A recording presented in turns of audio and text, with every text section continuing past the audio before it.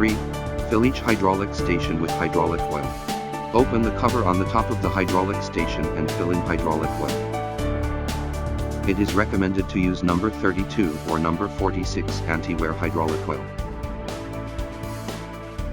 There is a ruler on the side of the hydraulic station. When the hydraulic oil reaches the middle position of the ruler, stop the injection.